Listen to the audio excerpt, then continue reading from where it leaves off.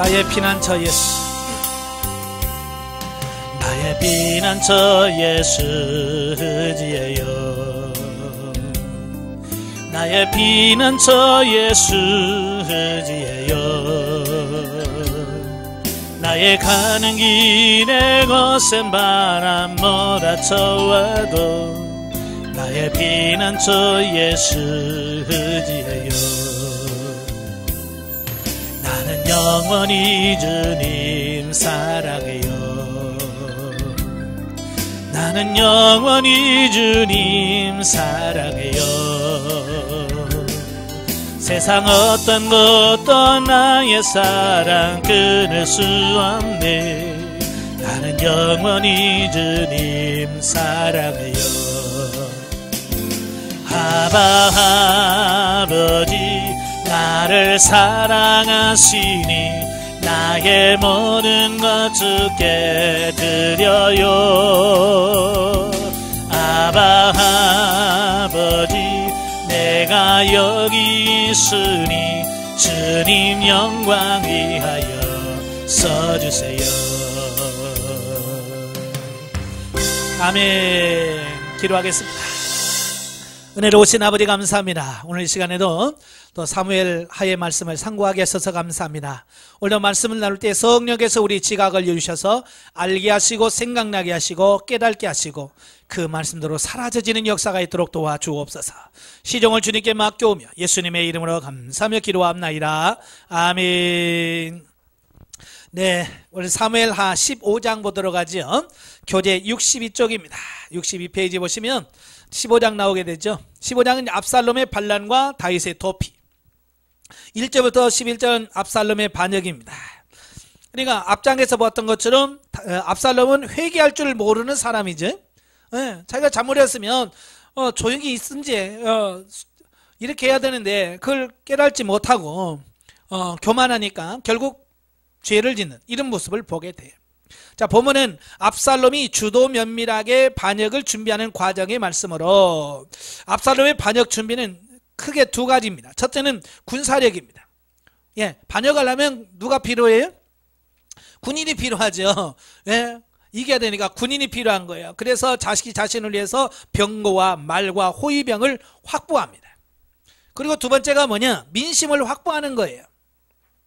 그래서 압살롬은 왕궁 앞에 있어서 그 왕 앞에 가서 이렇게 상소를 하려고 하잖아요. 그러면 야, 얘 안 돼. 아버지는 안 들어줄 거야. 내가 들어줄게. 그래서 자기가 문제를 해결해 줍니다. 그래서 백성들의 마음을 빼앗는 거죠. 그래서 성경은 도둑질했다라고 이렇게 표현합니다. 그러니까 얼마나 주도 면밀하게 반역을 준비해 가는지를 볼 수 있어요. 자, 그런데 압살롬의 그 철저한 준비에도 불구하고 신정왕국인 이스라엘의 왕이 될 수는 없었다는 거예요. 왜냐하면 압살롬은 신정왕국 이스라엘의 왕 될 기본적인 조건, 즉 하나님의 뜻에 합당한 하나님께서 친히 함께 하셔야 하는 자여야 한다는 사실을 깨달지 못했기 때문이다. 어쨌든 제일 중요한 거거든요. 어떤 외모나 어떤 능력이나 이런 것이 중요한 게 아니에요. 하나님의 나라는 하나님을 얼마만큼 신뢰하고 하나님 말씀을 순종하느냐, 이게 갖춰야 돼. 이게 안 갖춰지니까 될 수가 없는 거예요. 그래서 그가 반역을 하지만 결국 비참하게 최후를 맞출 수밖에 없었다라고 하는 거예요. 우리도 마찬가지예요. 하나님이 우리를 쓰시려면 내가 하나님에게 쓰시기에 합당한 존재로 바뀌어져야 돼요. 그런데 대부분의 사람들은 내가 하나님의 쓰시기에 합당한 존재로 바뀔 생각은 안 하고 맨날 뭐라고 하면 써달라고만 해요. 하나님 뭐라고 하겠어요? 너 썼다가 내 머리 다 빠진다. 네. 준비 안 되는 우리 사람가, 제가 가끔 농담으로 그러잖아요. 하나님이 사람이 아니어서 망정이지 사람이었다면 머리카락 하나도 없을 거야. 다 빠져가지고. 네? 우리가 준비돼야 돼. 준비되면 하나님께서 제발 쓰시지 말라고 해도 쓰셔요. 아시겠죠? 그래서 여러분도 여러분 자신들이 준비되어지길 바라요. 13절부터 23절은요, 도피하는 다윗.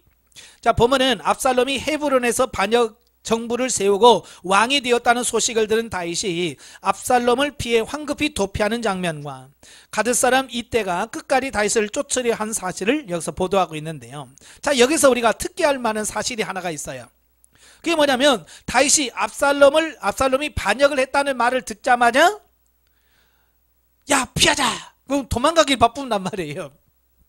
이해가 잘 안 되는 부분이에요. 왜냐하면 사실 이 예루살렘은요 천연 요새예요. 그렇게 큰 바벨론 왕이라든지 아수르 왕이 와가지고도요 쉽게 무너뜨리지 못한 성이 예루살렘 성이에요. 예, 그러니까 삼면이 다 이렇게 절벽으로 돼 있어가지고요 이걸 사람이 이렇게 싸우러 올라가야 되는데 올라갈 수가 없는 거예요. 그러니까 적은 숫자를 가지고도 성을 지킬 수 있는 절호의 아주 귀한 장소가 예루살렘이에요. 그러니까 어찌 보면 다윗은 그냥 거기 안에서 예루살렘 성 안에서 버티면서 오래 버티면 승산이 있어요. 그런데 다윗은 그러지 않고요. 야, 도망가자. 빨리 피하자. 그래서 서둘러서 예루살렘 성을 빠져나온다는 얘기예요. 왜냐? 여러 가지 이유가 있겠습니다만은 첫째 이유는 다윗은 압살롬의 반역이 과거 자신이 저지른 범죄에 대한 하나님의 징계라고 여겨진 거예요. 그러니까 하나님의 징계라고 생각하니까 이건 견디는 게 아니라 빨리 수용하고 받아들여야 된다는 걸 아는 거예요. 이게 첫 번째고요. 두 번째는 뭐냐? 다윗은 되도록 유혈전을 피하여 신정 왕국 이스라엘의 거룩한 도성 예루살렘의 성읍이 피로 물들지 않기를 원했기 때문이다 그 말이에요. 그러니까 이 압살롬이 성격이 잔인하다는 걸 이미 아는 거잖아요. 그러니까 여기 있다가는 수많은 사람들이 어때요? 예, 같은 민족끼리 싸워서 거기서 수많은 사람이 죽을 수밖에 없는 거예요. 그것도 하나님의 성전이 있고 법궤가 있는 그곳에서 하나님의 거룩한 도성에서 그러면 안 된다는 거예요. 그래서 그가 피난을 한 거고요. 세 번째는 뭐냐? 백성들의 마음이 자기에서 떠나 압살롬에게 향했음을 알고 일단 무리한 진압을 피하고자 했다. 아무리 왕이지만 백성들의 민심이 따라줘야 되거든요. 그러니까 정치가들은 항상 어디다 신경 쓰냐면 지지율이 몇 프로냐. 그죠? 지지율이 곧 민심이거든요. 그러니까 지지율이 막 90% 된 사람들 막 큰소리 뻥뻥 치면서 합니다. 그죠? 근데 어디 나라 대통령처럼 38% 이거 뭐 아무리 말해도 백성들이 안 먹혀 들어가잖아요. 예. 말해도 말빨이 안 서. 왜? 지지율이 없으니까 그럴 수밖에 없는 거거든요. 이제 모세 다 아는 거예요. 지금 백성들이 마음에서 자기에게서 많이 떠나 있다는 것을 알기 때문에 거기서 빨리 피할 수밖에 없었습니다. 이것은 다윗이 다른 사람의 생명을 담보로 자신이 당하는 위기를 모면하려 하지 않고 오직 모든 결과를 하나님께 맡기려 한 믿음의 표현이었다는 사실이에요. 그러니까 거기 있어도 돼. 그러나 하나님께서 자기를 지키시고 보호해 줄 거라고 하는 그런 어떤 결단이었다라고 하는 거죠. 그러니까 다윗이 그런 결정을 내리기까지 쉽지 않았을 거예요. 그죠? 그러나 다윗은 믿음이 있기 때문에 그런 결정을 쉽게 내릴 수 있었다라고 하는 사실이죠. 그래서 우리가 직업을 바꾼다든지 어디 이사를 갈 때든지 우리는 자꾸 뭘 따져요? 좋으냐 나쁘냐. 자, 이런 걸 따지잖아요. 그러나 믿음이 있는 사람들은 좋으냐 나쁘냐를 따지는 게 아니라 하나님의 뜻이냐 아니냐를 따지는 거예요. 그래서 하나님의 뜻이라고 그러면 아무리 힘들고 어려우고 심지어 죽는다고 해도 가잖아요. 왜? 믿음이 있기 때문에. 그러면 믿음이 없는 사람은 어때요? 조금 힘들다 그러면 안 가요. 내가 왜 가? 고생하는데 왜 가? 이러거든요. 왜? 믿음이 없기 때문에 그러는 거예요. 여러분의 믿음이 갖기를 바랍니다. 자, 24절부터 37절까지 보면 이 다윗과 사독 및 후세의 약정이 나와요. 다윗이 나가니까 이 제사장들이 이 언약궤를 메고요 쭉 따라오는 거예요. 예. 그러니까 다윗이 야 이거 갖다 놔라. 예. 언약궤를 다시 그 자리에 갖다 두라고 말합니다. 사실 이 이스라엘 사람들에게 있어서 이 언약궤는요 하나님의 임재의 상징이고요 어쩌면 전쟁에서 승리를 보장하는 보장물로 여깁니다. 그래서 역사적으로 이스라엘 백성들이 전쟁에 나갈 때 이 언약궤를 메고 나가잖아요. 예. 이스라엘 백성은 언약궤를 메고 나가지만 보통 나라들은 자기 나라의 신상을 막 끌고 갑니다. 그래서 영화들 보면 엄청나게 큰 막 우상을 뭐 소 막 수십 마리를 해가지고 막 끌고 가고 막 그러잖아요. 왜? 자기 신을 갖고 모시고 가야 신의 힘을 빌어서 전쟁을 이길 수 있다라고 하는 어떤 그런 사고를 갖고 있었기 때문에 그런 거예요. 그런데 다윗은 그 예루살렘 성으로 다시 돌려보냅니다. 이건 하나님이 싫어서가 아니에요. 이건 신앙의 결단이라고 할 수 있어요. 즉 다윗은 하나님의 궤가 자신의 범죄의 결과로 도피의 길을 떠나게 된 자신과 함께 유리하는 것을 원치 않았을 뿐만 아니라 언약궤가 자신과 함께 있음에 유무와 관계없이 하나님의 은혜가 자신과 함께 하신다면 자신은 다시금 예루살렘으로 돌아올 수 있다는 확신에서 나온 거다. 예, 하나님의 뜻이라면 내가 다시 돌아와서 이 법궤 앞에서 내가 하나님께 제사를 드릴 수 있을 거다라고 하는 확신, 그게 있었기 때문에 갖다 놓아라 라고 말씀해 주셨는 거예요. 만약에 이런 믿음이 없었다면 다윗이 제일 먼저 챙길 게 뭐가 있어요? 야, 어저께부터 챙겨, 빨리. 야, 다른 건 몰라도 요거 챙겨야 된다. 왜? 그래야 내가 의지가 돼서 힘을 승리할 거, 이럴 텐데 다윗은 그런 게 있지 않다는 거야. 법궤가 있고 없고가 중요한 게 아니라 정말 하나님의 뜻, 이게 중요한 거예요. 중심이 중요한 거죠. 다윗은 정말 중심에서 하나님을 신뢰하는 그런 믿음을 가졌어요. 여러분도 그런 믿음을 갖기를 바라요. 예. 또한 다윗이 후세에게 자신과 함께 행동할 것이 아니라 예루살렘으로 돌아가 압살롬의 모반에 가담한 아히도벨의 모략을 패하게 하라는 약정을 하게 됩니다. 그러니까 다윗이 후세를 만난 시점이 뭐냐? 다윗이 아히도벨의 모반 가담 소식을 듣고 아히도벨의 모략을 어리석게 해달라고 기도한 직후였기에 다윗은 후세를 만나는 것이 자신의 기도에 대한 하나님의 즉각적인 응답이라고 믿었던 것이. 여기서 아히도벨이라는 사람이 나오는데요, 이 사람은 머리가 아주 비상한 사람이에요. 특별히 이 전술가, 이 전략 세우고 이 군대 싸우는 데서 이 머리 쓰는 것은 대단한 거예요. 중국의 그 삼국지에 보면 유비의 그 전략가가 누구예요? 제갈공명이죠. 그 제갈공명은 기가 막히게 딱 해가지고 적우 숫자 가지고 승리하잖아요. 바로 어찌 보면 그런 사람이에요. 심지어 뭐라고 그러면 얼마나 그 사람이 똑똑한지, 이 사람의 결정은 하나님이 하는 거나 마찬가지일 정도로 대단히 머리가 비상한 사람이에요. 근데 이 사람이 다윗 편이 아니라 압살롬 편에 섰다는 말을 듣자마자 다윗은 뻥 찐 거야. 아, 야, 큰일 났다. 아니까, 얼마나 머리가 비상한지는 아니까. 그래서 하나님, 그의 그 궤락을 하나님께서 어리석게 해주세요 라고 기도하고 있는 자에 누가 오느냐? 후세가 오는 거예요. 후세도 다윗과 아주 친밀하면서 머리가 비상하신 분이거든요. 그러니까 하나님께서 이 사람을 붙여주셨구나. 그래서 그에게 부탁을 하죠. 넌 나 따라오지 말고 여기 남았다가 압살롬이 어떤 계략을 세울 때 그걸 나에게 가르쳐주고, 아히도벨이 계략을 세우면 그걸 무마시키는 그 역할을 좀 대신 해달라고 부탁을 합니다. 사실 후세는 다윗의 신임을 얻은 사람이거든요. 그러니까 위험할 수 있잖아요. 자기가 발각되면 죽을 수도 있잖아요. 그죠? 그런데 다윗이 자기에게 그런 부탁을 하니까 후세는 어때요? 기꺼이 허락을 하고 예루살렘 성에 남아요. 참 이걸 보면 참 그의 신앙, 믿음, 어떤 이런 충성, 이런 걸 우리가 알 수 있죠. 자, 그래서 결국 후세는 다윗의 지시를 쫓아 예루살렘으로 돌아간 직후에 아히도벨의 모략을 파하는 데 결정적인 역할을 합니다. 이와 같이 성도의 간절하고 절박한 기도는 역사하는 힘이 크다는 거예요. 그러니까 염려만 하지 말고, 걱정하지만 말고 하나님께 기도하라는 말이에요.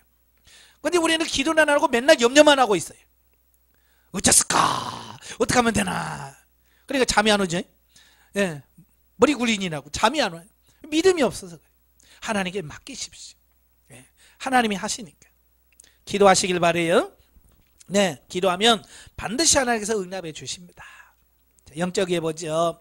다윗은 자기 아들 압살롬의 공격을 받는 도망자가 되는 비참한 지경에 이르게 된다. 이처럼 하나님의 은혜를 체험하고 영적으로 성숙한 자가 불순종하게 되면 마음과 육체가 고통을 당하게 된다. 여러분, 영적으로 성장해도 우리가 불순종해서 범죄하고 타락하면 이와 같은 결과를 가져오게 돼요. 그래서 우리가 정신 차려야 돼요. 성장했다고 함부로 하면 안 되는 거야. 우리 사람도 그러잖아요. 어리면 죄를 지어도 그렇게 벌이 크지 않아요.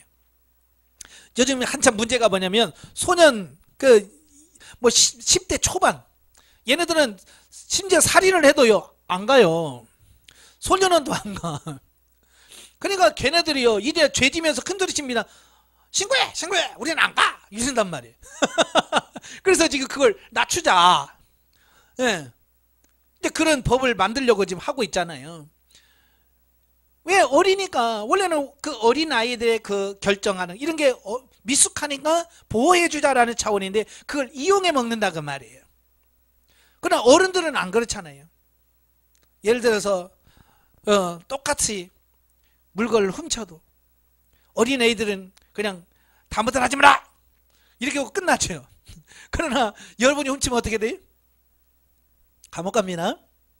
예, 어젠가요? 뉴스 보니까 뭐 배고파가지고 구운 계란 18개인가 훔쳤어요. 징역을 8개월 살던가?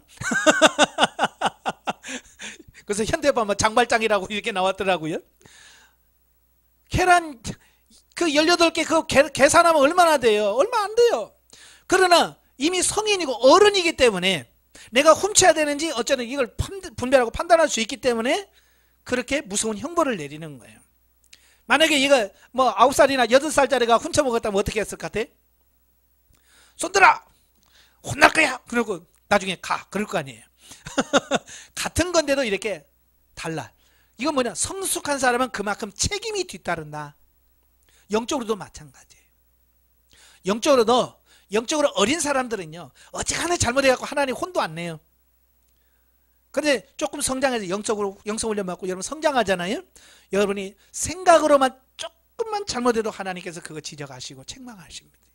왜? 성장했기 때문에. 그만큼 책임이 크다는 거예요. 다윗은 말이죠, 하나님께서 수년간의 훈련을 통해서 이스라엘 왕까지 가장 높은 자리에 성장시켜 놨잖아요. 그러니까 그거 한 번 실수하니까 어마어마한 파장이 일어나는 거예요. 그만큼 책임이 크다는 것을 말씀해 주고 있습니다. 자, 그런데 그 징계가 결국 나쁜 건 아니잖아요. 그죠? 결국 다윗을 다윗되게 만들고 더 새롭게 만드는 어떤 결과가 가져요. 그래서 우리가 성장한 사람은 징계가 감사하고 고마운 거예요. 안 되는 게 더 복이고요. 고난이 축복이라는 사실이 믿어져지는 거예요. 16장으로 가지요. 다윗의 시련과 압살롬의 예루살렘 성 입성일입니다. 자, 1절부터 4절 보면 시바의 거짓 술책.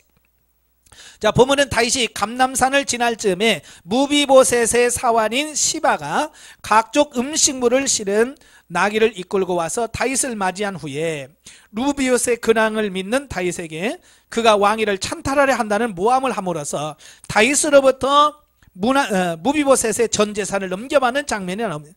꼭 시대마다 꼭 이런 사람들이 있어요. 예? 시대 조류를 딱 타고 나서 한몫 챙기는 사람들이 있거든요. 시바 같은 사람들. 예, 그러면 안 돼요. 사실 시바가 누구냐면 사울 왕의 종이거든요. 예, 관리하는 사람이에요. 그래서 무비보셋을 다윗이 궁궐로 이끌면서 시바에게 모든 걸 다 맡겨서 관리하도록 해놨어요. 그러니까 나라가 어지러우니까 그걸 이용해서 뭐예요? 반역한다는 어떤 누명을 씌워가지고 그걸 자기 걸 다 만들려고 하는 이 술책을 쓰는 거죠. 만약에 다윗이 평소 같았으면 그런 말에 속겠어요? 안 속지요. 근데 지금 상황인지는 그런 말 하니까 열받은 거야. 그래서 다 가져 너. 그래버린 거지. 그러니까 다윗이 얼마나 그 상황이 다급하고 시급하고 멘탈이 붕괴된지를 아시겠죠. 예. 자, 이처럼 인간은 아첨하는 자의 뇌물과 간사한 말에 쉽게 넘어갈 소질을 다분히 갖고 있는 연약한 존재이다. 자, 우리가 주의해야 될 게 바로 이런 거예요. 여러분, 책망하는 사람이 좋아요? 아첨하는 사람이 좋아요? 아첨하는 사람들의 말이 귀가 쏙쏙 들어오죠. 예. 자, 그래서 우리가 주의를 해야 되는 거야. 집사님 최고야, 권사님 최고야. 그러면 그래? 하고 속 넘어가잖아요. 그러니까 사귀실 때 항상 뭐부터 해요? 막 최고라고, 아 잘하셨다고, 탁월한 선택이라고 막 하면서 띄워놓고 치잖아요.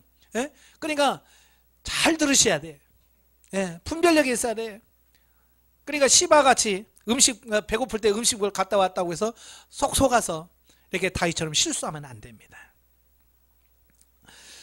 자, 그 다음에 5절에서 14절 가면 이제 두 번째 인물이 나오는데 시므이가 나와요. 시므이. 이제 다윗이 압살롬 피해서 도피하는 중에 그 바우림이라는 동네에 갑니다. 그때 시므이가 다윗에게 돌을 던지고 저주하는 사건이 발생하죠. 다윗은 시므이의 저주를 자신에 대한 하나님의 징계로 받아들이고 묵묵히 피난길을 가고 있다. 자, 여기서 우리는 본문에서 두 부류의 사람을 만나게 되는데요. 첫째는 편견과 만용에 사로잡힌 시므이를 볼 수 있어요. 즉 시므이는 자기가 속한 사울 가문에 대하여 지나친 우월감을 갖고요, 다윗을 사울의 왕위를 찬탈하고 아브넬과 이스보셋을 죽인 살인자로 매도하면서 거룩하신 하나님의 이름을 빌어 저주하는 일을 서슴지 않았습니다. 사실 시므이가 갖고 있는 이런 사고는 정당한 거예요? 안 맞는 거예요? 전혀 아니잖아요. 하나님께서 처리하셨고 하나님께서 주신 건데, 이 시므이는 뭐냐면 자기 지파 사람들 죽였다고, 다윗이 죽였다라고 오해해서 다윗을 미워하고 저주하는 거예요. 그런데 다윗에 대한 그의 그러한 증오는 순전히 혈통과 지연 등에 사로잡힌 자의 개인적인 감정일 뿐 다윗과는 전혀 무관한 일이에요. 왜냐하면 다윗은 시므이의 저주와는 달리 아브넬과 이스보셋을 사해하지 않았고요, 왕위도 오직 하나님의 뜻에 따라서 받은 것이기 때문이다. 따라서 이런 시므이의 행위는 다윗에 대한 무고와 하나님께 대한 도전이라는 두 가지 중대한 죄악을 저지르고 있는 거야. 그러니까 죄도 없는데 막 죄졌다고 뒤집어 씌우죠. 예, 자, 그런 거죠. 자, 오늘도 이 시므이 같은 사람들이 너무 많아요. 예, 자기 생각만 옳다고 생각하는 사람들 많아요. 특히 어디에 정치권들이 많이 있죠. 예. 그래서 나이가 동조하지 않으면 무조건 적인 거야. 그래서 막 저주하고, 욕하고 그러잖아요. 하나님이 지도자를 세우지요. 그러니까 함부로 정죄하고 판단하지 말라 그 말입니다. 물론 정치적으로 색깔이 다를 수 있어요. 나와 생각이 다를 수 있죠. 당연히 사람인데 다를 수 있죠. 그 다름을 인정을 하셔야 되는데 다름을 인정을 못해요. 무조건 적으로 막 생각을 합니다. 지난번에 총선할 때도 참 우리 믿는 사람들이 정신을 바짝 차리셔야 돼요. 예? 뭐에 홀려가지고 그렇게 쫓아다니면서, 예? 신앙인들이 그렇게 하는지 모르겠어요. 결과가 어떻게 나왔어요? 비례대표 하나도 안 나왔잖아요. 근데 자기들 생각에 꽉 차서 이제 때가 됐다. 하나님께서 이제 확 우리나라를 이렇게 세울 거라는 거예요. 하나님이 그렇게 하셨어요? 자기들 생각에 묶인 거예요. 이게 큰 문제예요. 말하자면 시므이가 지금 그런 거예요. 이 자기 생각이 확 사로잡히니까 때가 됐다 이거. 아무도 동조 안 하잖아요. 누구만 그래? 지만 그래. 시므이 혼자 자기만 막 떠들어대는 거예요. 두 번째는 누구냐? 원수의 저주까지라도 하나님의 징계의 일환인 줄로 깨닫고 겸허히 받아들인 다윗이다. 즉 다윗은 시므이를 처단할 것을 주장하는 아빗의 요청까지도 만류하고 모든 것을 자기 범죄에 대한 하나님의 보응으로 여겼다. 이 다윗이 대단한 사람이라는 걸 여기서 알 수 있어요. 자기를 욕하고 막 하지도 않은 것을 막 하는데도 다윗은 옆에서 아비새가 뭐라 그래요? 저 죽은 개 같은 놈이 어떻게 왕을 욕합니까? 내가 가서 죽이겠습니다. 그래도 뭐라 그래요? 네가 왜 성질내냐? 하나님이 저를 시켜서 다윗에게 이렇게 저주하라고 시켜서 저거 하는 건데 내가 가서 너 왜 그러냐라고 할 수 없다는 거예요. 다윗은 이걸 깨라는 거예요. 이건 하나님이 하신 거다. 여러분 어떻게 그런 느낌이 오셔요? 예? 어떤 사람이 여러분을 막 괴롭힙니다. 여러분 막 욕하고 돌아다니는 그럴 때 하나님이 저 사람을 나보러 욕하라고 시켜서 그래. 그렇게 됩니까? 그럼 하산하셔야지. 저도 훈련하는 과정 속에서 제일 힘들었던 게 이거예요. 억울할 때 이걸 어떻게 막 감당이 안 되는 거야, 이게. 그래서 저는 이 시므이 이 사건만 보면 그게 생각이 나는 거예요. 하나님께서 저를 이제 어느 단계 성장시켜 놓으시고 하나님께서 저를 막 억울하게 하시는데요. 정말 미치겠어요. 내가 하지도 않은 말 했다고 그러지. 내가 시키지도 않은 걸 했다고 그러지. 그러면서 막 교회에서 왔다 갔다 하면서 막 해대는 거예요. 야, 이건 그냥 감당이 안 되더라고요. 네. 기도하다가도 막 여기서 화가 훅 올라와. 막 기도하다가도 막 훅 열이 올라오고 그냥. 아, 이걸 감당이 안 되는 거예요. 그러면서 야, 다윗은 정말 대단하다. 어떻게? 옆에서 아베세 같은 사람 저한테 있었으면 너 가서 이제 처리해. 아마 그랬을 것 같아. 나 같으면 그랬을 것 같은데 다윗은 그러지 마라. 하나님이 하세요. 그래서 그걸 가장 듣기 싫은 소리를 다 들어요. 이게 중요한 겁니다. 여러분이 듣기 싫은 소리를 들을 수 있는 사람이 돼야 돼요. 그런데 우리는 조금만 듣기 싫으면 우리는 벌써 인상부터 써지고 들을 생각도 안 하죠. 그죠? 남편이 뭐라고 하면 뭐라 그래? 잔소리 그만하세요. 들을 생각을 안 해. 근데 그게 하나님의 음성으로 들려야 되잖아요. 진리단계 우리가 공부하면서 대인관계에서 뭐라고 그랬어요? 진리단계 들어가게 되면 사람의 말이 하나님의 음성으로 들린다 그랬죠. 이제 하나님 그 사람이 하는 말을 하나님의 음성으로 들을 수 있어야 진리단계가 비로 시작되는 거예요. 어때요?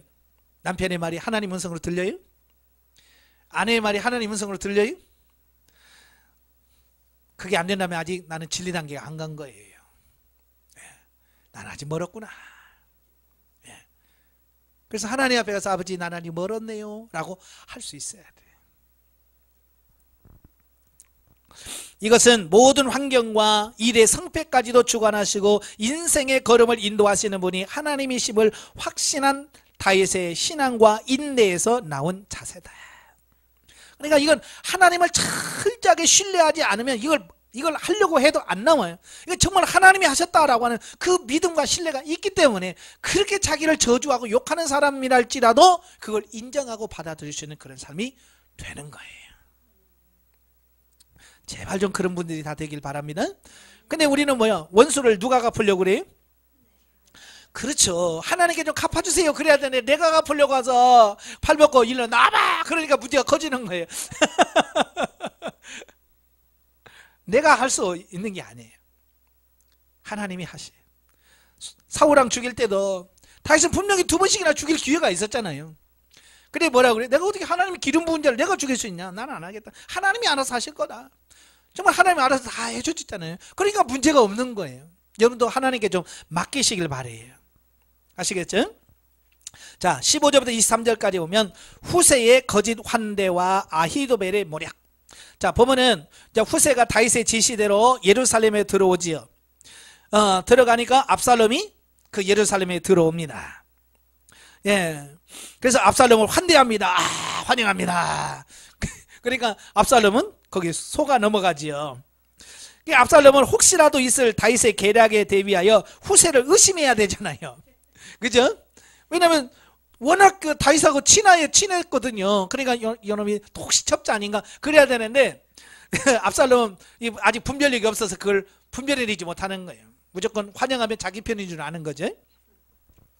자, 사실 후세는 다윗의 절친한 친구였기 때문에 압살롬의 의심을 품는 것은 지극히 당연했지만 그는 후세의 거짓 충성 맹세에 속아 결국 후세를 자신의 측근에 두는 어리석음을 범하고 만 것이다.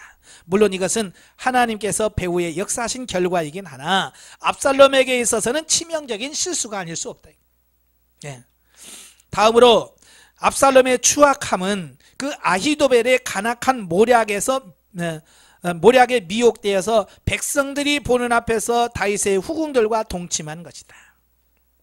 자, 그러니까 왕에 들어가자마자 아히도벨에게 야, 뭐 해야 되냐? 그러니까 아히도벨이 뭐라고 그래? 왕이 남겨둔 후궁을 데리고 지붕에 올라가서 예? 겁탈하십시오. 백성들이 보는 앞에서. 이 말이 됩니까? 안 되는데 그걸 하는 거예요. 왜? 아히도벨은요, 그 생각이 하나님께서 온 게 아니잖아요. 하나님께서 나온 지혜는 그런 거 아니에요. 그래, 사람에게서 나온, 마귀에게서 나온 거니까 그렇게 인간의 탈을 쓰고는 할 수 없는 짓들을 하는 거예요. 또 근데 그걸 또 따라 합니다. 예. 원래 왕위를 찬탈한 자들이 패망한 전 왕의 처첩을 취하는 것은 왕의 장악을 나타내는 하나의 표시이자 관례였습니다. 그러나 그 같은 관례가 있다 해도 압살롬의 행위는 지나치죠. 왜? 지금 자기 아버지의 첩이잖아요.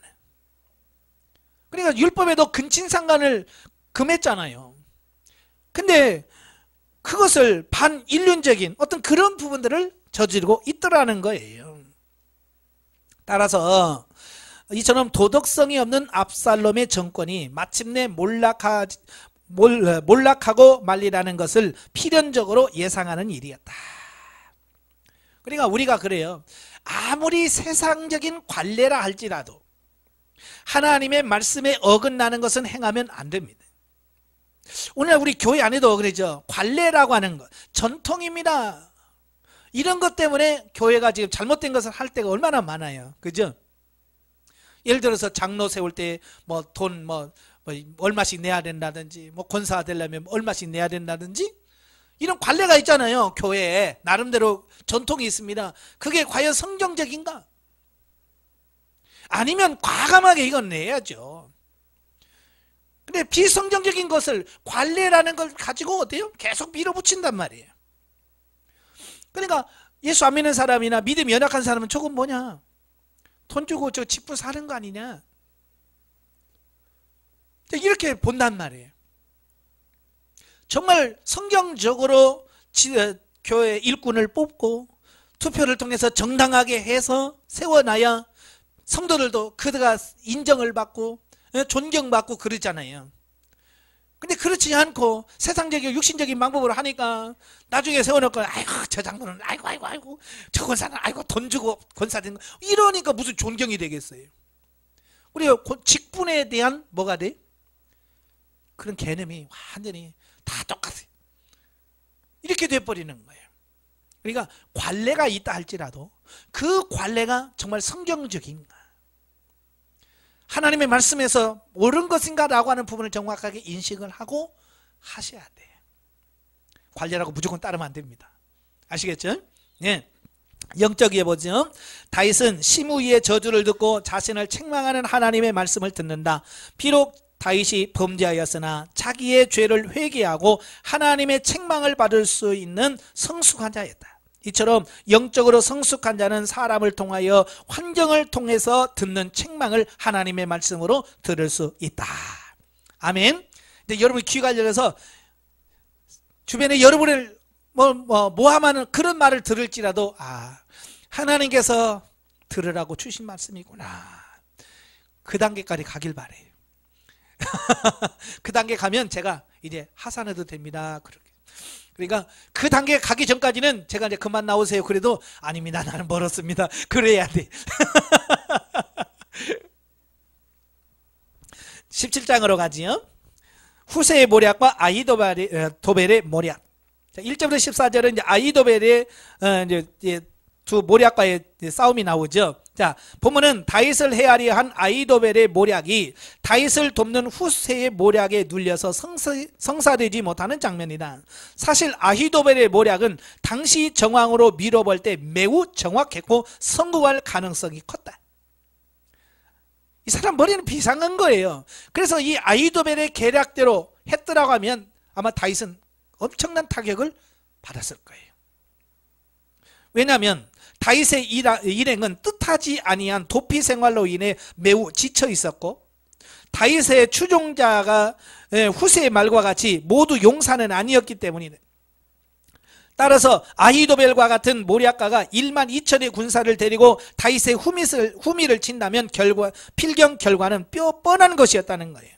왜냐하면 앞에 요단강이 막혀있어 도망갈 수도 없고요, 피난할 수도 없는 그 상황에서 1만 2천 명이 가니까 다윗은 군사도 얼마 없지. 갑자기 피난 가다 보니까 준비가 돼 있나요? 뭐 무기가 준비되어 있나요? 뭐 먹을 거 준비가 되어 있나요? 여러모로 불신할 수밖에 없는 거죠. 그러니까 어쩌면 아히도벨의 계략이 정확하게 들어맞아요. 그렇게 되면 큰일 나는 거예요. 그래서 그 까닭에 압살롬을 비롯한 장로들도 처음에는 그 의견을 매우 옳게 여겼습니다. 그러나 압살롬이 갑자기 아히도벨의 의견을 듣고 너무 다 좋다 그랬는데 갑자기 후세를 불러라. 그의 의견 한번 들어보자 그러는 거예요. 그걸 누가 하신 걸까요? 그렇죠. 하나님이 하신 거죠. 물어볼 필요가 없어요. 그냥 하면 돼. 그런데 물어보는 거죠. 이것은 실로 다윗을 보호하시고자 하시는 하나님의 섭리의 결과였다 그 말이에요. 즉 비록 압살롬은 신중한 결정을 내리기 위해서 후세를 부르는 것이지만 사실은 하나님께서 그 마음을 움직여서 다윗을 돕는 후세를 부르게 하시고 후세로 하여금 다윗에게 위협적인 아히도벨의 모략을 방해하도록 하신 것이다. 결국 압살롬은 아히도벨의 모략보다도 자신의 영웅심을 자극하고 명예심을 추켜 세운 후세의 모략을 더 낮게 여기게 되었고 그의 의견을 채택함으로써 스스로 몰락하고 만 것이다. 후세가 참 이걸 머리를 잘 썼어요. 물론 하나님께 주신 지혜이기도 하겠죠. 예, 잘 얘기를 합니다. 그러니까 막 압살롬 막 띄워주는 겁니다. 예. 아히도벨은 뭐라고 그래? 내가 군사 1만 2천만 주세요. 내가 하겠습니다. 그러면 결국 누구 이름이 나타나요? 아히도벨 이름이 나타나잖아요. 근데 후세는 뭐라고 그래? 나중에 당신이 앞장서 가세요. 예, 다 백성들 모아서 그냥 한꺼번에 다 가십시오. 그러면 당신이 높아질 겁니다. 영웅심을 막 올려준 거예요. 그러니까 그 영웅심에 탁 붙들리니까 그래 네 말이 맞다 이제 이렇게 돼버리는 거죠. 예, 이처럼 하나님께서는 언제나 자기 백성을 보호하시고 악인의 괴계에서 피할 길을 열어주신다. 그러니까 피로 적절할 때에 하나님께서 필요한 사람을 붙여주시고 그 사람들을 통해서 하나님께서 돕게 하시는 이런 부분들을 보게 돼요. 참 저는 이 하나님의 일하면서 참 이렇게 그때 하나님께서 사람을 붙여주셔서 문제를 풀어가시는 이 부분을 보면 기가 막혀요. 기가 막혀 정말. 예, 정말 기가 막혀요. 제가 여기 전주에 내려와서 이 공사를 할 때도 사실 돈이 있어서 한 거 아니에요. 돈이 없어. 그래 하나님께서 하라니까 하는 거지. 그러면 희한하게 하나님께서 한 번도 일면식도 없는 분이 돈을 붙여주셔. 어떻게 알았냐 그러면 그냥 하나님이 하셨다. 하나님이 이렇게 하셨어요 하면서 주시는 거예요. 참 그런 걸 보면 정말 하나님께서 기가 막히게 하신다. 여러분도 그래요. 하나님께 맡기세요. 하나님께서 필요 적절한 때에 가장 합당한 사람들을 붙여주셔서 여러분의 일을 하게 하십니다. 네. 자, 15절부터 23절까지 보면 이기에서 벗어난 다윗. 보면은 다윗이 일전에 구축한 정보망에 의해서 압살롬의 추격을 피하고 위기에서 벗어나는 장면과 자기의 모략이 실패로 끝나게 된 사실을 안 아히도벨은 자기 고향으로 돌아가서 스스로 목숨을 끊은 장면이 나옵니다. 자, 이상 같은 본문을 통해서 자기 백성을 보호하시고 지키시는 하나님의 손길을 다시 한번 확인할 수 있다. 사실 다윗에게 소식을 전하는 전령 요나단과 아히마아스가 압살롬의 군사들에게 붙잡혔다면 다윗은 물론이거니와 다윗을 추종하는 세력은 모두 제거되어 다윗의 반역이 완전히 성공하였을 것이나 하나님께서는 바울임의 한 슬기로운 여인을 예비하사 압살롬의 뜻을 저지하시고 다윗과 그 측근들을 보호하신 것이다. 그러니까 후세가 그 이야기를 압살롬에게 그 얘기하고 그걸 제사장에게 알려주는 겁니다. 빨리 다윗에게 가서 이렇게 상황이 이렇게 진행되고 있으니까 빨리 요단을 건너라. 잘못하면 죽을 수 있다. 빨리 피난해라 라고 하는 전가를 보냅니다. 근데 그게 또 들켰네요. 그래서 압살롬이 보낸 군인들이 막 쫓아가는 거예요. 그러니까 도망가다가 바울임이라고 하는 동네에 들어가서 우물 속에다 가다 놓고 거기다가 이렇게 넓은 걸 깔아놓고 거기다 곡식을 널어놓으니까 거기에 우물이 있는지 그걸 모르게 하고 숨겨주시는 거예요. 참 기가 막히잖아요. 하나님께서 그렇게 역사하셔서, 예, 만약에 그게 들켰으면 어떻게 될까요? 고문 받다가 다 말하겠죠. 이거 후세가 그랬고요. 그럼 후세도 죽고. 다윗은 모르고 지금 기다리고 있다가 거기서 당하고, 정말 그럴 수밖에 없는 상황인데 하나님께서 이렇게 기가 막히게 사람을 준비하셔서 피하게 하셨다 그 말이에요. 한편 압살롬의 모사였던 아히도벨이 자살한 사실은 중대한 의의를 지닌다.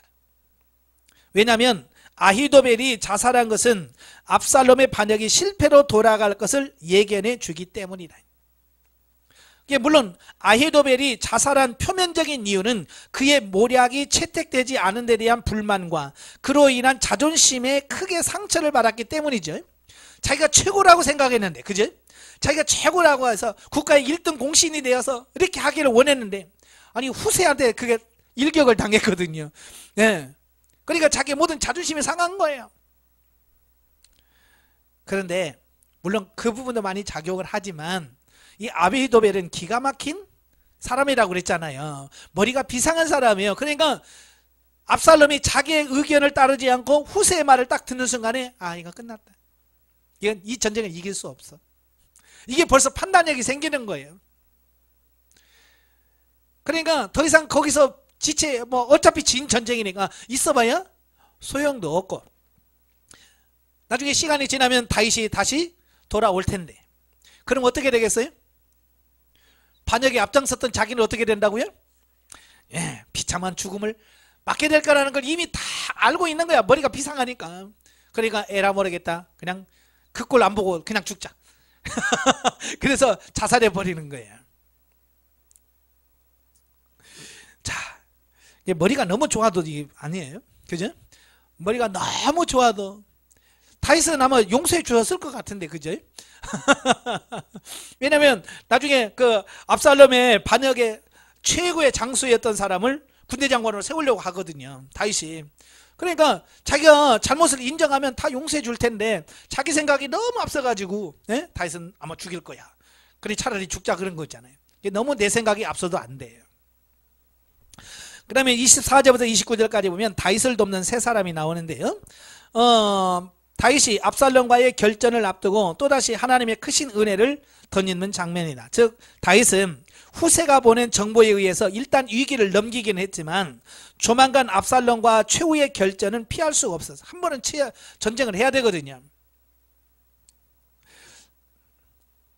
왜냐하면 압살롬이 끝까지 다윗을 뒤쫓아와 이제 마하나임에 있는 다윗과 대치하여 길르앗의 진을 쳤기 때문이에요.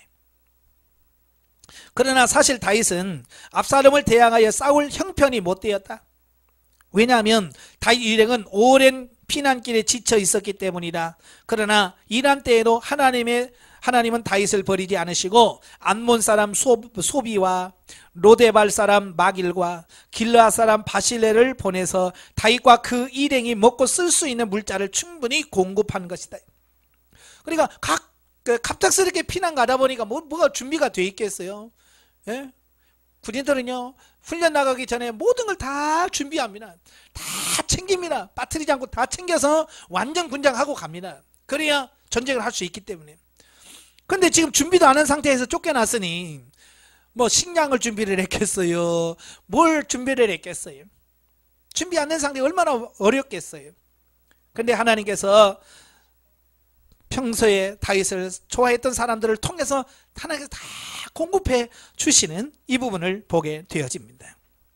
물론 이들이 어떻게 함께 왔는지를 알 수는 없으나 분명한 것은 그들로 하여금 많은 백성들이 등을 돌린 다윗을 도울 마음을 갖게 하여 마하나임까지 이르게 하신 분이 하나님이시라는 거예요. 그죠? 하나님께서 감동을 주셨으니까 그런 거 아니에요? 그죠? 이처럼 하나님께서는 뜻하지 않은 때에 뜻하지 않은 의외의 방법으로 자기 백성을 도우시고 곤경에서 구원하신다. 그러므로 성도들을 비록 곤경에 처할지라도 그러한 하나님을 바라보고 용기를 잃지 말아야 할 것이다. 예, 때가 되면, 필요할 때 되면 하나님께서 이렇게 특별하게 도우시고 돕는 자를 통해서 채워주시는 이 부분을 보게 됩니다. 이걸 경험하셔야 돼요. 한편 인간적인 측면에서 볼 때도 다윗이 이들 세 사람의 도움을 받은 건 역시 결코 우연이 아니었다. 즉 다윗은 그것은 다윗 자신이 뿌린 이전의 선행에 대한 열매를 거둔 것이다. 다시 말해서 이들 세 사람은 평소 다윗이 공의로서 백성을 다스리고 모든 자에게 은혜를 베푼 것에 대하여 깊은 감동하고 그 인격을 흠모하다가 다윗이 곤경에 처한 소식을 듣고서 그를 돕기 위해서 발벗고 나섰다는 얘기예요. 그죠? 그러니까 평소에 다윗이 잘 해놨으니까 이런 결과를 가져오는 거지. 평소에 다윗이 엉망으로 살았더라면 이들이 돕겠어요? 안 돕지요. 잘 됐다. 그럴 거 아니에요. 내가 그럴 줄 알았어. 하나님께서 도와라 그래서 나 싫어요. 난 안 해요. 그러잖아요. 예, 가끔 여러분도 그러지? 하나님께서 야, 너 누구 도와라 그럴 때 평소에 나에게 잘해주고 친한 사람은 하나님 도와주라는 말도 안 해도 하나님 도우면 안 될까요? 그러잖아요. 근데 여러분 평소에 여러분 막 괴롭히고 힘들게 하고 그런 사람 하나님 도와주라 그래도 안 해요. 난 못해요. 죽어도 안 해요. 그러잖아요. 예? 그러니까 다윗이 평소에 잘해놔서 그 어려울 때 하나님께서 그들의 마음에 감동을 주니까 돕게 하셨는 거예요. 그러니까 평소에 잘하셔야 돼요. 아시겠죠? 평소에 대인관계가 좋아야 여러분이 도울 때 누군가가 도와. 근데 평소에 안 해놓으면 안 해. 그러니까 장례식장 가보고 결혼식장 가보면 그 사람이 얼마나 평소에 잘했는가 이게 나오잖아요. 그죠? 막 어떤 집은 가면 막 장례식장에 미어 터져 그냥. 그죠? 종이야 막 미어 터져. 왜? 평소에 잘하니까. 예? 그만큼 심고 해놨으니까 그러지 오는 거 아니에요. 근데 어떤 집은 그냥 상주만 덜렁이고 썰렁합니다. 왜? 평소에 누구 초상집에 가지도 않았지. 어려울 때 돕지도 않았지. 그러니까 누가 옵니까? 안 오죠. 아마 여러분도 누구 결혼식 한다 그러면 여러분 제일 먼저 떠드는 게 뭐예요? 옛날 장부 있잖아요. 예? 우리 집에 얼마 했어? 그거 보잖아요. 그거 보고 아이고 3만 원밖에 안 했네. 나도 3만 원 해야지. 근데 그러잖아요. 이게 평소에 내가 얼마 했느냐가 그대로 드러나는 거예요. 그게 다윗이 평소에 어떻게 살았는지를 이걸 통해서 보여주는 거예요. 그건 여러분이 어려웠을 때, 힘들 때 여러분을 얼마나 돕는 사람이 많은가를 보면 여러분이 평소에 얼마나 잘했는지를 볼 수 있는 거예요. 그래서 평소에 잘하시길 바래요. 자, 18장으로 갑니다. 에브라임 숲을 전투 및 압살롬의 죽음. 1절부터 8절 다윗의 군의 승리. 자, 보면은 다윗군이 이제 압살롬 군과 싸워 대승을 거두는 장면인데요. 자, 그런데 보면은 다윗 군대의 승리가 결코 우연한 것이 아님을 보여줍니다. 즉 다윗 군대의 승리는 다윗의 뛰어난 용병술과 다윗을 중심으로 자기 생명도 아끼지 않고 싸울 것을 결의한 군사들의 단결된 힘이 결합되어져서 얻어진 것이죠. 물론 전쟁은 사람의 수와 무기 등에 의해 승패가 크게 좌우되기는 합니다. 예. 특히 오늘과 같은 초현대적 병기에 의해서 치러지는 현대전이 아닌 사람과 사람들이 맞붙어 싸우는 전쟁에서의 승패를 좌우하는 결정적인 요인들이 뭐냐? 병사들의 정신력이에요. 지금도 마찬가지예요. 그러니까 그 군대가 강하냐 안 가냐는 무기가 좋냐 나쁘냐도 중요하지만 그들의 정신력이 어떠냐. 정신력이 썩어먹은 사람들은요 전쟁이 안 돼요. 아무리 무기 좋아도요 적군이 오면 도망가 버려요. 지 살겠다고. 그러나 어때요? 정말 나라를 사랑하고 정말 어떻게든 나라를 지켜야 되겠다는 사람은 어때요? 자기 몸을 불살라서 하잖아요. 옛날 6.25 전쟁 때 같은 데 보면 우리나라는 탱크가 없었잖아요. 북한에서 탱크 몰고 옵니다. 이건 총을 아무리 쏴도 탱크는 뭐 어떻게 그냥 밀고 들어오는 감당할 길이 없는 거예요. 하다 한다니까 어때요? 예, 자기가 폭탄 안고, 예, 자기가 폭탄 끌어안고 그냥 뛰어들잖아요. 자기가 죽어서 탱크 하나 부수는 거예요. 왜? 자기 나라를 사랑하고 어떻게든 자기를 나라를 지켜야 되겠다는 그런 부분. 그러니까 북한이 질 수밖에 없는 거지요.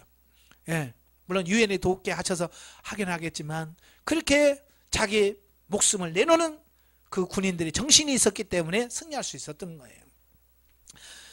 자, 오늘날에도 군대에서 정신무장 및 군인 정신을 강조하는 이유가 여기 있다. 따라서 다윗의 군사들은 하나님께서 기름 부어 세우신 왕을 사랑하고 그를 위해 생명까지 희생할 각오를 하고 있었어요.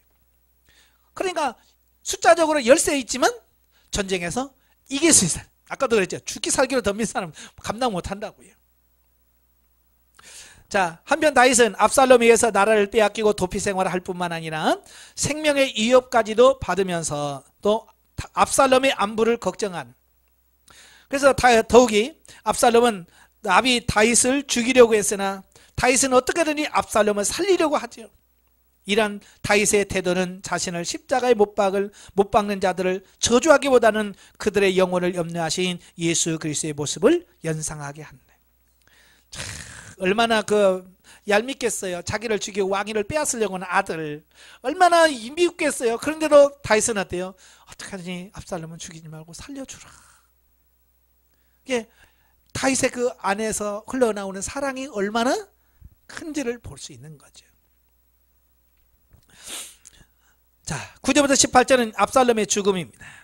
자, 본문은 다윗에게 반역한 압살롬이 전투에서 패배하여 노새를 타고 도망가다가 그가 자랑하던 머리털이 상수리 나무에 걸려 결국 요압의 손에 죽임을 당하고 시체는 웅덩이에 던져지고 돌무덤을 만들었으니 죽어서까지도 비참한 처지를 면치 못하였다는 겁니다. 자, 여기서 우리가 주는 교훈이 뭐냐? 교만한 인간의 자랑거리가 얼마나 부끄러운 것인지를 잘 보여줍니다. 즉, 압살롬은 그가 자랑했던 머리털 때문에 죽임을 당하고, 그죠? 예, 그 머리가 얼마나 멋있게 나는지 그 자랑합니다. 그래서 1년에 한 번씩 머리를 벼서 말이죠, 베고 그걸 달아서 보관할 만큼 머리털이 기가 막혔던 것 같아요.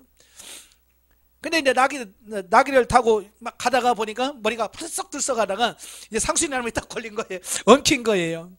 그래 말은 노새는 지나가 버리고 대롱대롱대롱 달려있는 거지. 네. 그래서 죽은 거예요. 평소에 자기가 그렇게 자랑했던 머리 때문에 죽은 거예요. 여러분도 평소에 자랑거리가 있으면 그 조심하셔야 돼. 네. 그것 때문에 죽을 수도 있습니다.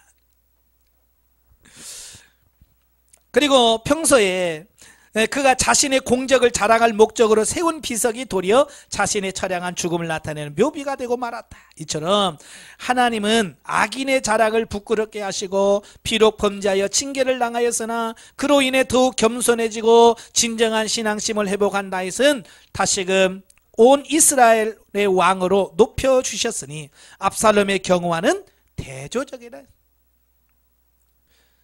하나님은 교만한 자를 물리치시고 겸손한 자를 높이셔요. 한편 압살롬의 죽음으로 종주부를 찍은 압살롬의 반역 사건은 그 시작과 과정 속에서 계속하여 신정왕국 이스라엘의 최고 통치자이신 하나님의 심판을 필연적으로 초래케 하였다. 즉 간음과 살인이라는 폐역한 범죄의 소용돌이 속에서 시작된 압살롬의 반역은 내내 반인륜적이며 비신앙적인 모습을 드러낸, 그렇죠? 지금까지 압살롬이 반역하면서 뭐 신앙적으로 성경적으로 말씀대로 한 게 있어요? 없죠. 시작부터가 도둑질하고 속이고 뭐 이런 것이 되니까 하나님의 나라가 될 수가 없는 거죠. 그뿐만 아니라 신정왕국 이스라엘의 왕될 자에 대한 결정권은 오직 하나님께 있음에도 불구하고 극히 인본주의적이며 탐욕적인 방법으로 왕이 되려 했던 압살롬의 반역은 하나님 앞에서 심각한 도전행위가 아닐 수 없었다. 여기에 바로 이 사건, 반역 사건의 필연적인 실패 원인이 있었다라고 하는 겁니다. 예, 왕은 하나님이 세우는 거예요. 하나님이 너 왕 세울게 해야, 기름을 부어서 해야 왕이 되지. 압살롬은 하나님 기름 부분도 없었어요. 그런데도 지가 스스로 왕이 되려고 했다 그 말이에요. 이건 욕심을 내려놔야 되는 거예요. 오늘 우리도 마찬가지예요. 참 교회들 보다 보면 정말 하나님의 뜻에 의하여 직분자가 되는 것이 아니라 욕심으로 그렇게 따려고 많이 노력을 해요. 어떻게 하는지 수단 방법까지 장로 따려고 그러고 권사 따려고 그러고 왜 그런지 몰라요. 내가 준비되면 내가 가만히 있어도 하나님이 세울 텐데, 그죠? 하나님이 세워주셔야 내가 높아지지. 그렇게 교회에서 제발 문자 하지 마시고 뭐 하지 말라고 그러다가 어찌 그렇게 또 문자 보내고 나 찍어주고 어찌고 저찌고 밥 사지 말라고 그러다 그렇게 또 내가 밥 사게 해서 밥 사주고 그래가지고 지금 인간적인 방법, 육신의 방법으로 하니까 그게 돼도 문제야. 그게 그렇잖아요. 하나님이 하시도록 내가 안 되면 아직 하나님 내게 그릇이 안 됐다고 보시는구나. 섭섭하겠죠 물론. 그죠? 안 되면 섭섭하죠. 권사 때 뭐 이렇게 투표했는데 떨어지면 어떻게? 안 해봐서 몰라요? 인간적인 감정은 섭섭하겠죠. 예. 그러나 그걸 바로 저거 사람들이 나를 안 찍어줘서가 아니라 하나님 보시기엔 안 하지. 자격이 없구나. 하나님 편에서는 나는 좀 더 성장하고 성숙해야 될 필요성이 있다고 생각하셨구나. 이렇게 생각하면 아무 문제가 안 되잖아요. 그죠? 시험 들 일이 없잖아요. 근데 사람 핑계 대고 날 안 찍어줬다고 시험 들고 그래서 또 교회 그만두고 막 옆에 교회로 가고 난리 나잖아요. 이건 뭐예요? 하나님의 주권을 인정을 안 하시는 분들이에요. 하나님의 일꾼은 하나님이 세우십니다.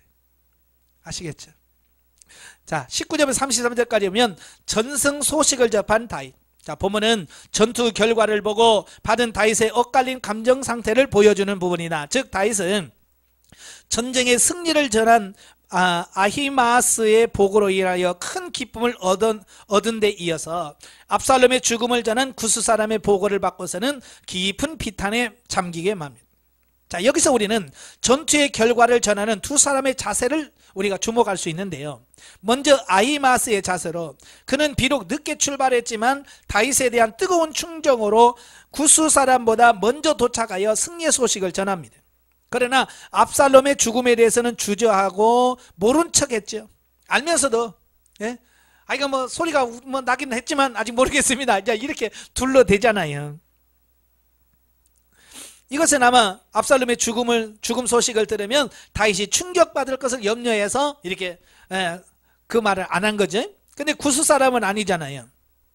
구스 사람은 압살롬의 죽음에 대해서 사실 그대로 보고를 하지요.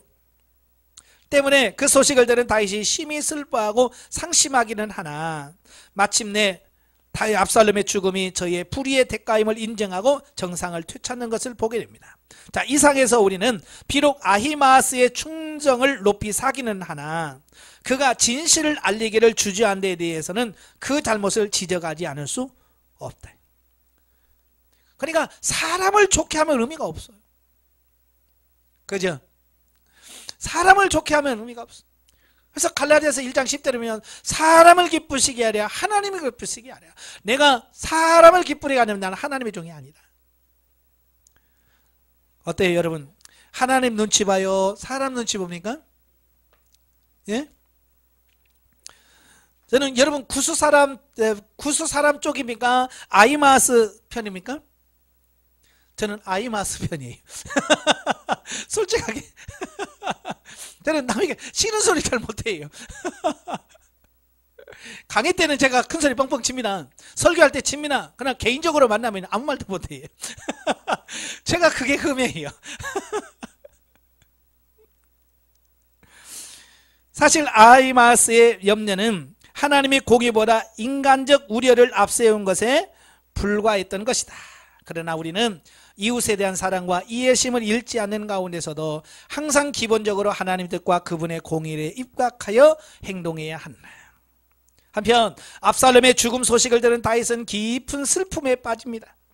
비록 압살롬이 자신에 대하여 반인륜적인 반역을 했다 할지라도 어쩔 수 없는 아들이기에 아버지로서 아들의 죽음을 놓고 슬픔을 억제기 어려웠던 것이다. 그렇잖아요. 평소에 잘했더라면 덜 섭하잖아요. 그죠? 평소에 잘했으면 덜 섭한데 못해준 게 너무 많잖아요. 그죠? 못해준 게 너무 많은 거야. 그때 잘할 걸 하니까 얼마나 더 서럽겠어요. 그러니까 저도 이제 가끔 초상집에 이제 장례식장에 가서 보면 그렇게 많이 울잖아요. 그래서 왜 울어요? 그러면 못해준 게 생각이 나서 다른 게 아니고 못해준 게 그때 좀 더 잘해줄 걸, 그때 좀 더 잘해줄 걸 그러면서 운단 말이에요. 여러분도 나중에 누가 돌아가신 다음에 껄껄하지 마시고요, 지금 잘하십시오. 네, 제가 가끔 농담 반 진담 반으로 그럽니다. 제가 찬송가에 넣고 싶은 유행가가 하나 있어요. 있을 때 잘해 후회하지 말고. 어떻게 하면 찬송가에 넣고 싶어. 복음성가에다 넣고 싶어. 있을 때 잘해. 네. 평소에 못해줬잖아요. 다윗이 압살롬에게 쳐다보지도 않고 억지로 화해는 했지만 진짜 화해가 안 됐잖아요. 근데 죽었으니 이제 뭐 어떻게 화해할 수도 없고, 그러니까 그게 너무 가슴이 아픈 거예요.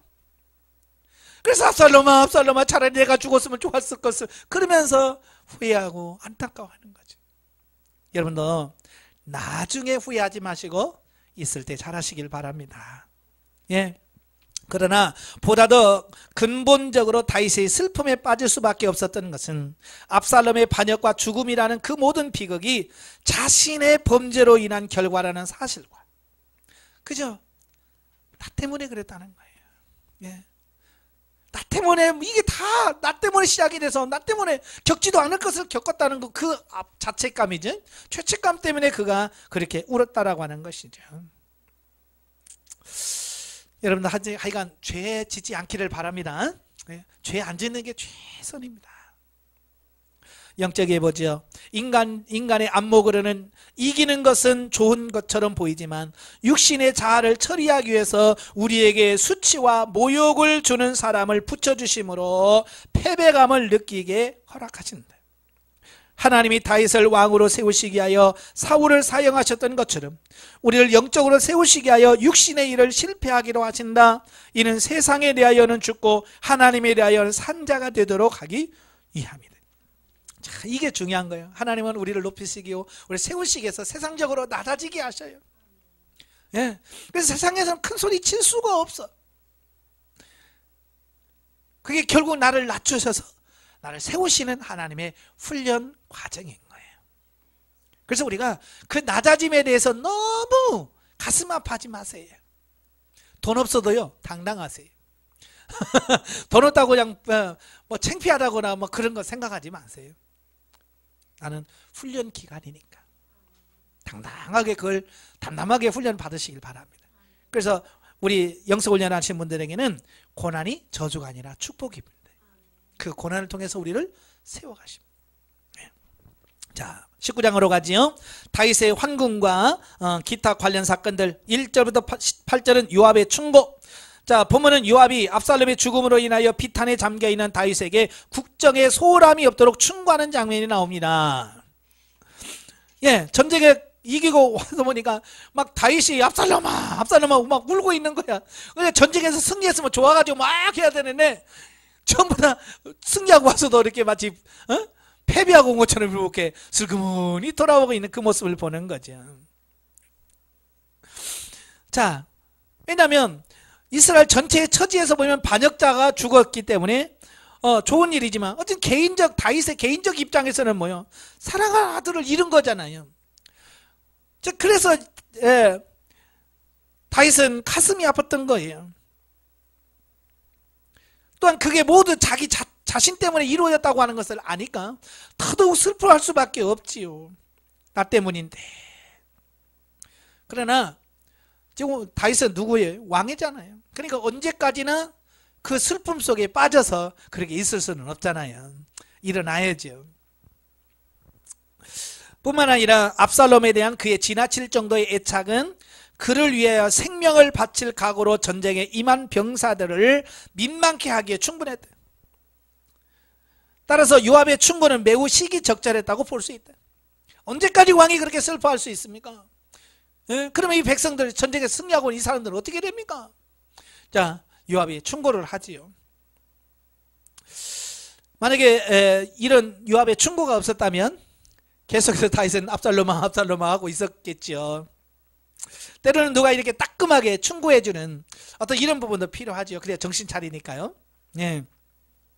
다윗은 여전히 슬픔에 잠겨 자기 업무를 소홀히 했을 것이며 결국 백성들에게 거센 반발을 받았을 것이다. 그러나 다윗은 요압의 충고를 듣고 본연의 임무를 다시 수행함으로써 혹시라도 있을 수 있는 불상사를 막을 수 있었다.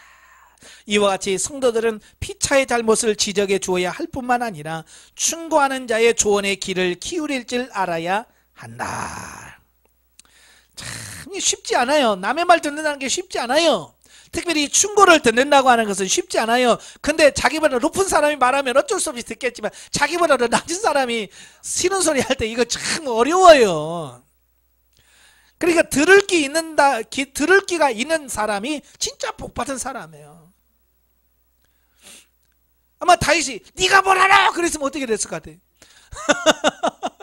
니들이 내 마음을 알아? 그러면서 요압이 충고했는데도 불구하고 안 들었으면 지금 요압 장군이 말한 것처럼 더 큰 혼란이 빠졌을 거예요. 근데 다윗은 슬퍼하다가 요압의 말을 듣고 맞아, 그 말이 맞다. 그 말을 들을 수 있는 귀가 열렸다는 거예요. 여러분도 이런 귀가 열려져야 돼요. 예, 그래서 이런 걸 들을 수 있는 귀는 귀고요. 이거 들을 수 있는 귀가 없는 건 귀때기예요. 귀때기가 되면 안 돼요. 귀가 돼야죠. 아시겠죠? 자, 9절부터 15절까지 보면 다윗 황궁을 위한 논의. 본문에서 이스라엘 각 지파들은 압살롬의 반역이 진압되자 다윗을 예루살렘으로 환궁시키려고 논의를 하였다. 그러자 이 사실을 안 다윗은 사독과 아비아다를 유다 지파에 파견하여 유다 지파가 다윗의 환궁에 적극적으로 나서달라고 당부합니다. 유다 지파 사람들이 다윗 황궁을 적극적으로 추진합니다. 사실 다윗은 압살롬의 반역을 진압한 이후에 곧바로 예루살렘으로 돌아올 수 있었어요. 그러나 그는 백성들 스스로 그를 황궁을 추진할 때까지 기다린 거죠. 예, 백성들이 오세요 해서 들어가야지. 예, 오세요도 아닌데 막 들어가면 이거 정복자 된 어떤 그런 부분이 생기잖아요. 그래서 다윗은 서두르지 않고요, 그 민심을 기다린 거예요. 예, 민심이 돌아가서 다윗에게 돌아와야 이래 갈 수 있거든요. 그렇지 않으면 가도 백성들의 반감을 사는 어떤 이런 부분들을 보게 되잖아요. 그것은 자신의 범죄로 인해 하나님의 징계의 한 형태로서 백성들의 마음이 자신들에게서 많이 떠나 있었음을 다윗이 너무도 잘 알고 있었기 때문이다. 그러나 이제 하나님의 주권적 섭리에 따라 다윗의 왕권이 회복되는 순간 각 지파는 다시금 마음을 합쳐 다윗을 황궁케 하려 했던 것이다. 그러나 여기서 이제 실수한 점이 있는 거죠. 실수한 점이 있으니 압살롬의 반역과 관련되어 있던 유다 지파에 대해 유화 정책을 폄해 있어 정도를 넘어, 예, 항상 뭘 해도 정도를 벗어나면 안 됩니다. 예, 다윗이 너무 급한 나머지 정도에서 벗어난 거예요. 그게 뭐냐? 그 압살롬의 그 반역에 제일 앞장섰던 군대 대장인 아마사를 요압 대신에 군장으로 삼으려 했습니다. 요압이 누구예요? 다윗의 군대 장관이었잖아요. 그래서 자기 목숨을 내걸고 다윗을 구원해서 압살롬을 죽여서 왕이 다시 되돌아오게 한 사람이고요. 아마사는 누구요? 예, 압살롬 편에서 자기를 죽이려고 했던 사람이에요. 원수를 사랑하는 마음은 대단한지는 알지만, 그러나 요압을 경계할 목적으로 이 아마사를 키우려고 하는, 그것도 적이었던 사람을, 이게 이제 문제가 시작이 되어지는 거예요. 원수를 사랑하려고 해도 정도껏 해야 돼요. 무조건 한다고 되는 건 아니에요. 이러한 조치는 자기 명령을 거부하고 압살롬을 죽인 요압에 대한 개인적 감정과 함께 왕권의 위협을 줄 만한 막강한 권력을 가진 요압을 견제하려는 의도에서 비롯된 것이죠. 하지만 반란군을 진압하는 등 다윗에게 끝까지 충성을 다했던 요압을 제치고 아마사를 군장으로 임명하려고 했다고 하는 것은 하나님의 공의의 입각에 볼 때에 그의 큰 과오가 아닐 수 없었다. 그렇잖아요. 그를 다시 세우려고 해도 어떤 징계 절차를 거친 다음에, 그잖아요. 예, 징계 절차를 거친 다음에 다시 복권을 한다든지 뭐 그래야지요. 아무것도 없이 그냥 너 군대 장관에 이러면 지금까지 충성한 사람들은 뭐가 돼요? 그렇잖아요. 목숨 걸고 다윗을 위해서 일했던 사람은 뭐가 되냐고요. 그래서 지도자가 참 중요한 게 그런 거야. 그걸 어떻게 잘하느냐에 따라서 달라질 수 있는 거예요. 그래서 결국은 요압이 아마사를 죽여요. 그래서 훌륭한 군대 장관을 또 하나 잃어요. 그래서 우리가 이 공사 구분을 잘 하셔야 돼요. 개인적인 감정과 공적인 것이 무언가를 정확하게 이거 구분을 해야 되는데 이게 막 혼돈되면 안 돼요. 가끔 보면 우리 성도들 보면 이 공사가 구분이 안 되시는 분이 있어요. 개인적 가정일이 개인적인 일과 교회 이게 이 구분이 잘 돼야 되는데 이걸 구분을 못하면 교회에서 어려워요. 그래서 항상 이 공사 구분을 잘 하셔야 됩니다. 자, 16절에서 39절까지면 다윗을 영접한 자들. 보면은 이제 황궁길에 오른 다윗을 여러 사람이 나와서 영접을 하는데요. 제일 먼저 왔던 사람이 누구냐면 시바와 시므입니다. 이 사람은 다 누구예요? 처음에 문제 있던 사람들이잖아요. 큰일 났지요. 왜요? 이제 다윗이 질 줄 알았더니 이겼도 않아요. 이제 자기는 뭐예요? 죽어요. 죽을 수밖에 없는 거예요. 그러니까 어때요? 제일 먼저 와가지고 잘못했습니다. 죽을 죄를 졌습니다. 그러는 거죠. 참, 그래도 꾀들이 참 좋아요. 그러니까 제일 좋은 날 찾아와서 기분 좋은 날 오니까 옆에서 저거 죽이자 그러니까 오늘같이 좋은 날 어떻게 죽이냐. 그래서 살려주라 그러죠. 참 이걸 보면 뭐냐, 회개만 하면 그래도 소망이 있다. 만약 이들이 큰일 났다고 안 왔으면 어떻게 됐을 것 같아?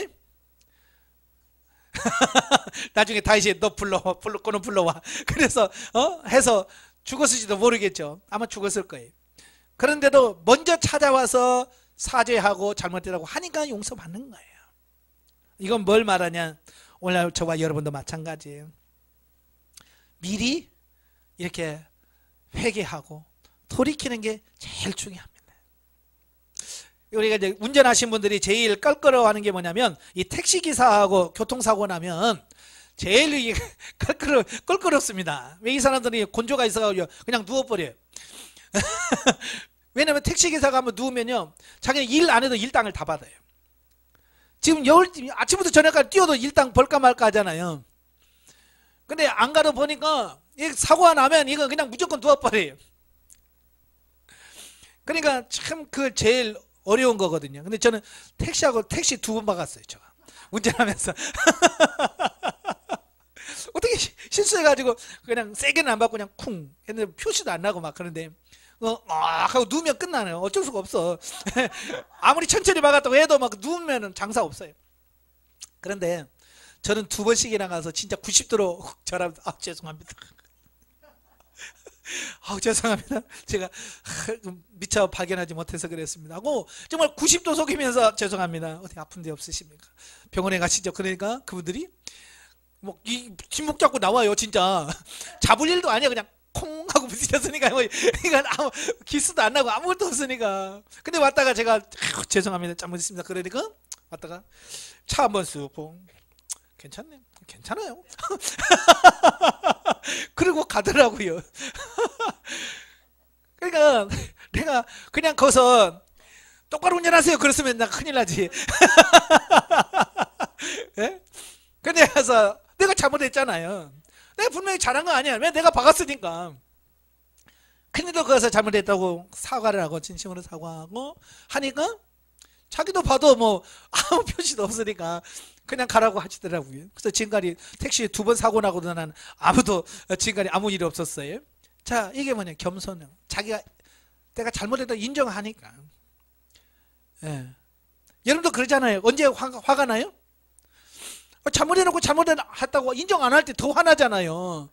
그래서 그냥 조금만 하고 말라고 그랬는데 자꾸 안 했다고 하니까 더 성질 나니까 막 고소하고 막 그러잖아요. 그러니까 그렇게 할 필요 없어요. 잘못했으면 무조건 머리에 땅 박아야 돼. 그냥 참 죄송합니다. 살려주세요 하면 돼. 자, 둘째는 뭐냐? 무비보셋입니다. 그는 한마디로 받은 바 은혜에 보답할 줄 아는 자예요. 그는 자신의 은인인 다윗이 도피 생활하는 동안에 자신의 발을 맵시내지 아니하고 수염도 자르지 않고요, 옷도 빨지 않고요. 이건 다 뭐냐? 극심한 애도에 난 좀 슬픕니다. 그런 표현이거든요. 왜냐하면 이 무비보셋은 사울 왕의 손자예요. 요나단의 아들이에요. 이거 죽었어야 돼. 그죠? 근데 다윗이 다 재산 돌려주죠. 예? 또 왕자처럼 대접을 하죠. 그러니까 다윗에게 받은 은혜가 너무 큰 거예요. 그걸 잊을 수가 없는 거예요. 그래서 그가 애도를 하고 있는 거예요. 그러니까 다윗이 그걸 보고 이제 전에 시바가 와서 막 그랬잖아요. 그러니까 야, 너 다 가져 그랬던 걸 이제 절반 나누자. 다 가져라 할 수는 없고, 그래서 절반 나누라 그러니까 무비보셋이 뭐래? 다 그걸 주세요. 나는 그냥 왕이 살아서 이렇게 온 것만도 나는 그걸로 족합니다. 그러니까 얼마나 사랑했는지 존경하고 있는지를 알 수 있지요. 우리가 이렇게 인격적으로 이렇게 잘 하셔야 돼. 셋째는 바르실레입니다. 바실레. 그는 일찍이 다윗의 의로운 통치에 감복해서 다윗의 위기에 처했을 때 도왔던 아주 부자입니다. 이번에도 노후에 80이 넘는 그 노구를 이끌고 와서 다윗이 요단강을 잘 건널 수 있도록 모든 준비를 다 해서 다 섭렵합니다. 그러니까 다윗이 너무 고마운 거죠. 그래서 예루살렘에 같이 가자. 내가 더 이렇게 이제 마지막까지 내가 잘 섬겨주겠다. 근데 그가 뭐라고 그래? 나는 이런 거 기대하지 않습니다. 내가 뭐 나 이 나이에 뭐 맛있는 걸 먹어도 맛도 모르겠고, 뭐 음악을 들어도 뭐 귀도 막아서 뭐 안 들리고, 내가 가봐야 난 아무것도 아닙니다. 아무런 내가 착한 일 뭘 해놓고 기대를 하지 않는 거죠. 어떤 대가를 구하지 않는 거. 이게 진짜 봉사거든요. 산들 보면 조금 뭐 해놓고 그 대가를 구하잖아요. 내가 이렇게 했으니까 뭐 줘야지. 이런 대가를 자꾸 생각하는데요. 진정한 봉사와 섬김은 대가를 구하지 않는 거예요. 아시겠죠? 자, 40절 43절에 보면 이스라엘과 유다 간의 갈등. 자, 보면은 다윗의 환궁에 관하여 이스라엘 백성들과 유다 지파 사이에 갈등이 표출되고 있는 장면입니다. 사실 다윗의 환궁에 대해서는 이스라엘 사람들이 먼저 논의를 했지만, 그러나 실제로 환궁을 추진하는 것은 다윗의 당부를 받은 유다 사람들에 의해서, 유다 사람이 주도해서 이끌어가는 거예요. 그러니까 뒤늦게 이 사실 안 이스라엘 사람들이 왜 너희들만 하냐, 같이 해야지, 이제 그렇게 된 거예요. 자, 그러면 어떻게 돼요? 아, 그렇지, 우리 같이 하자. 그럼 얼마나 좋아. 근데 또 유다 지파들은 막 또 거기서 큰 소리 뻥뻥 치댑니다. 그러니까 또 감정이 상해요. 그래서 결국 세바의 반역 사건이 일어나는 계기가 돼요. 자, 이건 뭘 말하냐? 가정일이든 교회이든 항상 뭘 하냐? 서로 의견을 모으고, 토론을 통해서 이게 잘 되게 해야지. 일방적으로 막 내 생각 밀어붙이면 안 되는 거예요. 가끔 보면 이런 막가파식 사람들이 있어요. 그죠? 그냥 안 돼. 내 뜻으로 해야 돼. 맞아. 밀어붙여가지고 많은 분들 상처를 주고 그러시는데요. 하나님의 일이든 가정일이든 항상 많은 사람들의 의견을 듣고 같이 할 수 있도록 이렇게 하는 것이 매우 중요합니다. 자, 영적이에 보죠. 압살롬의 반역은 결국 패배하게 되고 다윗은 왕정에 복귀하게 된다. 영적 의미로 볼 때 영적으로 장성한 자가 범죄하게 되면 고통을 당하지만 회개하고 돌이킬 때 다시 모든 사건을 평정하심을 볼 수 있다. 네. 그러니까 우리가 혹시 실수해서 여러 가지 어려움을 당해도 우리가 철저하게 회개하고 돌이키면 하나님께서 다시 회복시켜 주시는 이 부분을 보게 됩니다. 이후에 다윗은요 엄청나게 변화가 돼요. 시편의 고백들을 보면 더 영적으로 깊어지고요, 더 폭이 넓혀지는 이런 부분들을 보게 돼요. 고난이 유익인 거죠. 여러분, 이런 많은 훈련과 연단을 통해서 더 영적으로 성장 성숙해지시길 바랍니다. 기도하겠습니다. 은혜로우신 아버지 감사합니다. 오늘도 우리를 사랑하셔서 귀한 말씀을 들었습니다. 그 말씀 한 절 한 절이 우리 가슴에 새겨지게 하시고 그 말씀대로 사라져지는 우리 모두가 될 수 있도록 주님 도와 주시옵소서. 예수님의 이름으로 감사하며 기도합나이다. 아멘. 하나님께 영드립니다.